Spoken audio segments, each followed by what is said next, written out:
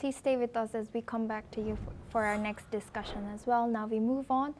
In the latest developments from Gaza, Egypt State TV has reported that 2 fuel trucks carrying 107 tons of diesel are set to enter Gaza, months after Israel restricted the entry of goods. The Gaza Strip's health ministry has warned that the fuel shortages are severely impacting hospital operations. Meanwhile, Italy is preparing to launch an airdrop mission over Gaza to deliver essential humanitarian supplies. Foreign Minister Antonio Tajani confirmed that Italy's Air Force, in collaboration with Jordan's military, will begin airdropping goods on August 9th. In another effort to support Gaza, Morocco has sent 37 tons of humanitarian aid to the region, which includes food, medication, and essential supplies. Let's listen into what one aid worker had to say.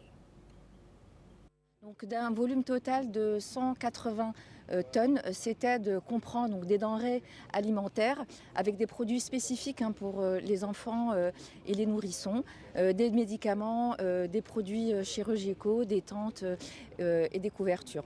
Et comme vous le voyez aujourd'hui, la mobilisation continue puisque le pont aérien fonctionne toujours avec l'envoi aujourd'hui d'à peu près 37 tonnes à travers donc, ce pont aérien et un passage spécial à travers lequel donc, cette aide va être remise directement aux populations.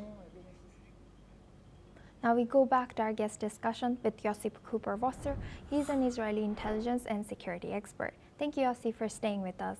Now, given the dire situation in Gaza with hospitals struggling due to fuel shortages, how should the international community balance humanitarian aid with the ongoing security concerns in the region? Well, first of all, the problem in Gaza is not a shortage of products and humanitarian aid. The problem is the fact that there's difficulty to distribute the humanitarian aid that's waiting inside Gaza.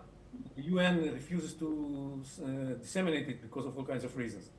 So that's the problem. Now, the airdrops are a way to overcome this problem. This problem, by the way, is relevant mainly to the northern part of Gaza, because in the southern part of Gaza, Israel is responsible for making sure that there's no shortages, and we have an American company called Gaza Humanitarian Foundation that distributes aid without any problems to the people living in the southern part of Gaza.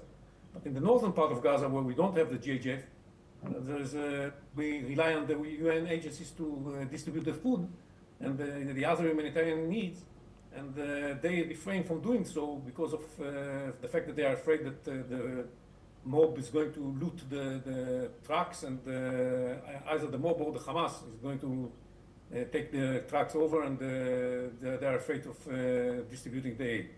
So the airdrops just bypass the problem. They bring the products directly to the people that are in need. And we have allowed anybody, actually we called upon many countries to help in dropping the aid directly to the population that is waiting for that in the northern parts of Gaza. And this has been the case for a week or so now, that the aid is reaching the needy people through airdrops. So that's the situation in northern Gaza. And I hope that the quantities are immense. It's no shortage of humanitarian aid, because the quantities that are being dropped now are really huge quantities. And everybody participates in that, European countries, Arab countries, other countries as well. Everybody is taking part in delivering the aid through the air.